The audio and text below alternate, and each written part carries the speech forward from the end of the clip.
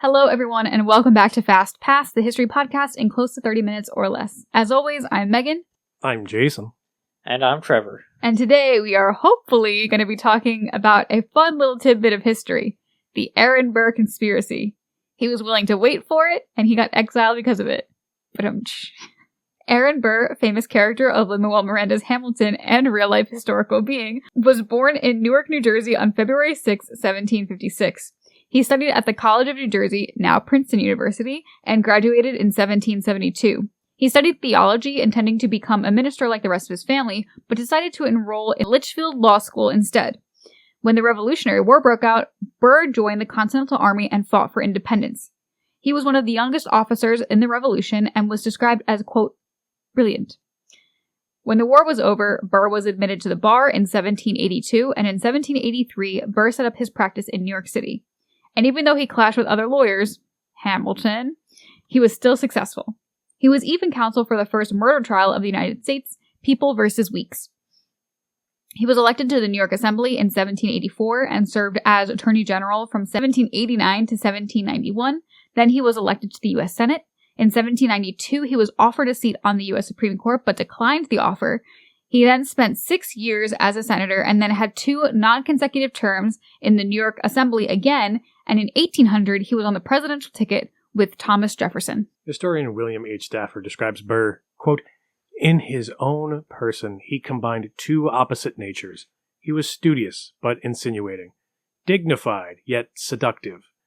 Success did not intoxicate nor reverse dismay in him. On the other hand, he was profligate in morals, public and private, selfish and artful, a master of dissimulation, treacherous, cold-hearted, subtle, intriguing, full of promise, a skeptic in honesty, a scorner of all things good and noble, from whom good men shrank in mistrust as from a gold and glittering serpent. End quote. Savage. Now, during this time, the Constitution stated that the candidate who received the highest number of votes became the president, and the second highest became the vice president. That's how Thomas Jefferson was vice president to the political opponent, John Adams, previously. In this election, though, Burr and Jefferson got the same amount of votes. Since it was a tie, the House of Representatives had to make a decision. Now, Federalists in the House hated Jefferson, so they planned to vote Burr in by convincing others to vote for Burr. Burr had no hand in this, but also let this, conspiracy, you might say, happen. Ultimately, it was none other than Alexander Hamilton who blocked his presidential win. Not the first time Hamilton blocked Burr's advancements either, and so he became the 3rd vice president of the United States. But things start to get bad.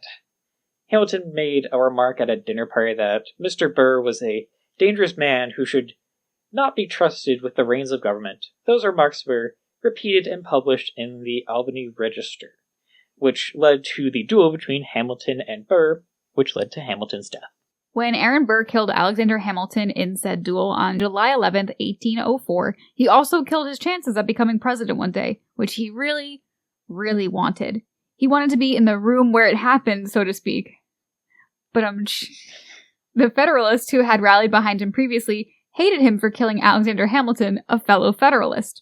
The Republicans were also not happy he killed a fellow politician. Also, his participation in this duel caused Jefferson to take his name off the ticket for his next run. And additionally, killing Hamilton meant he was wanted for murder in New York because, while dueling was legal in New Jersey, murder was not. He fled to Philadelphia. Burr was angry and he wanted more out of his political career. He thought if the U.S. wouldn't be his avenue to political greatness, then maybe he could look elsewhere for it. The Western Territory. Technically, that's also the U.S., but it was more of a gray area at the time. The Louisiana Purchase was made in 1803. That land was still mostly unsettled, and there were ongoing border disputes in that territory with Spain. Many of the people living in the territory of Louisiana were talking of secession. It was unstable to say the least. So Burr thought he could organize a revolution in the West and take the Ohio and Mississippi valleys and form them into a separate republic. But Burr couldn't do this all by himself. He needed help. So he conspired with General James Wilkinson, who, fun fact, served with Benedict Arnold, who was the commander-in-chief of the U.S. Army. They became friends during the Revolution, and Burr convinced President Jefferson to appoint Wilkinson as governor of northern Louisiana. Wilkinson had a wild history of conspiracies himself, being involved in several before this one with Burr, including a scheme to replace George Washington with General Horatio Gates as General of the Continental Army during the Revolutionary War, which failed partly because he leaked parts of the plots for some reason. Hamilton and Washington also thought Wilkinson was a spy for Spain because he had been in talks with Spain about Louisiana, but they concluded that he may be a spy, but his loyalty could be bought through a promotion. Regardless of all this, Wilkinson was a great choice for Burr to ally with. Because he was commander-in-chief, Wilkinson controlled the military and could move them all around the Western Territory without much suspicion to make allies for the conspiracy.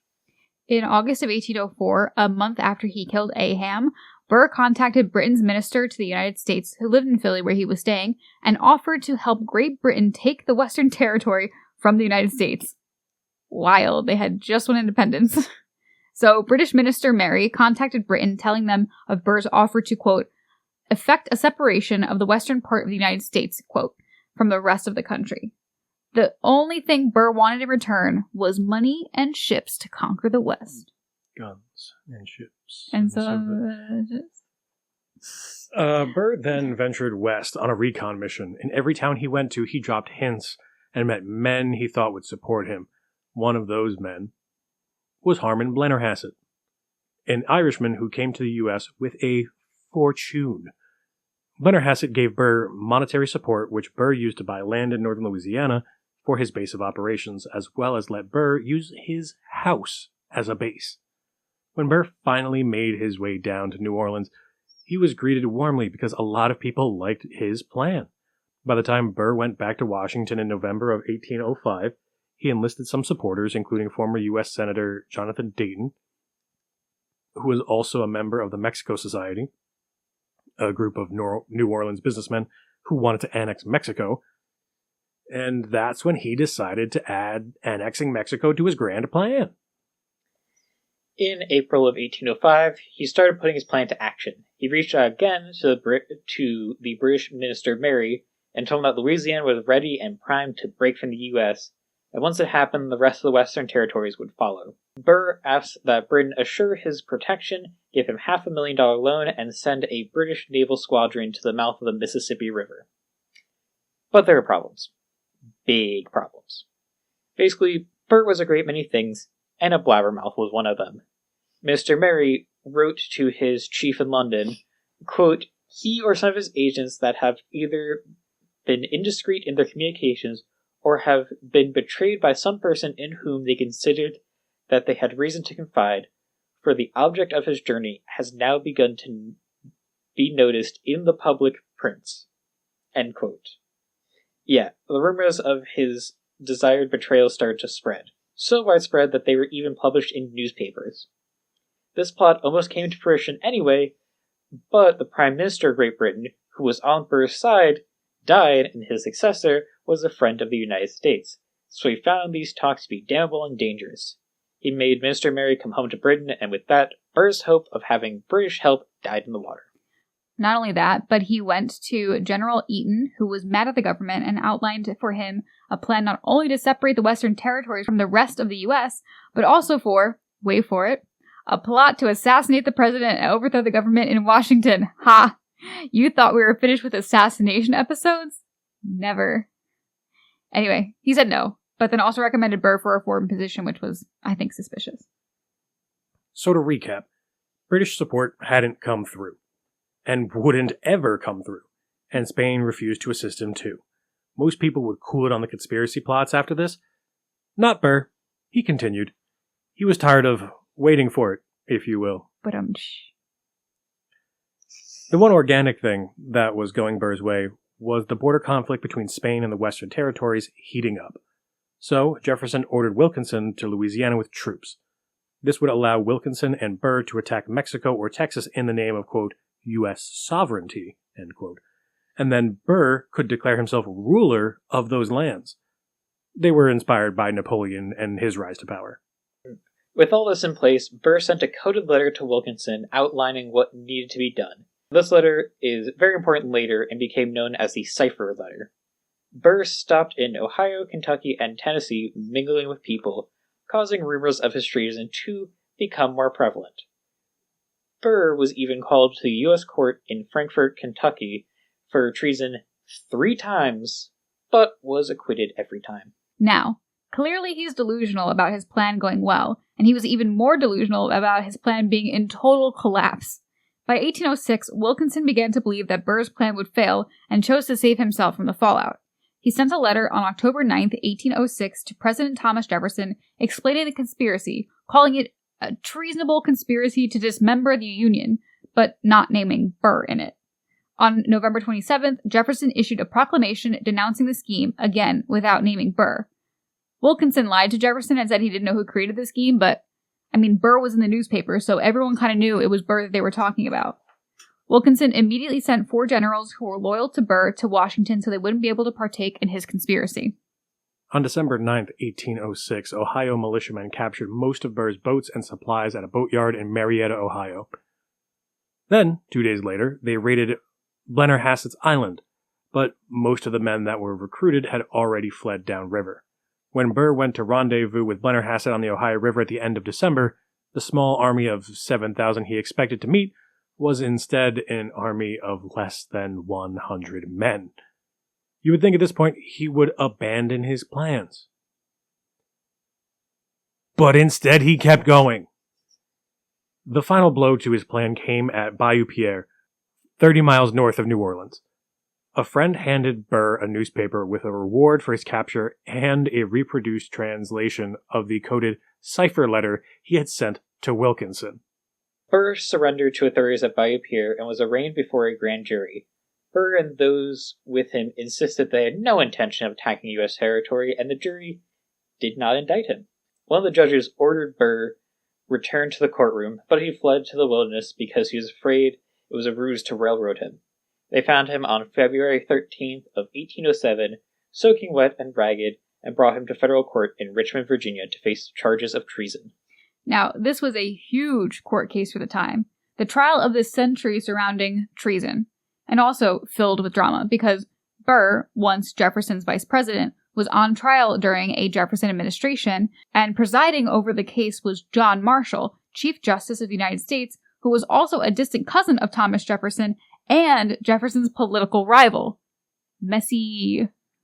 Richmond was a city of only 6,000 people at the time, but became crowded with visitors from other areas of Virginia and other states who wanted to witness this historic moment. It became clear early on, though, that having a fair trial would be difficult.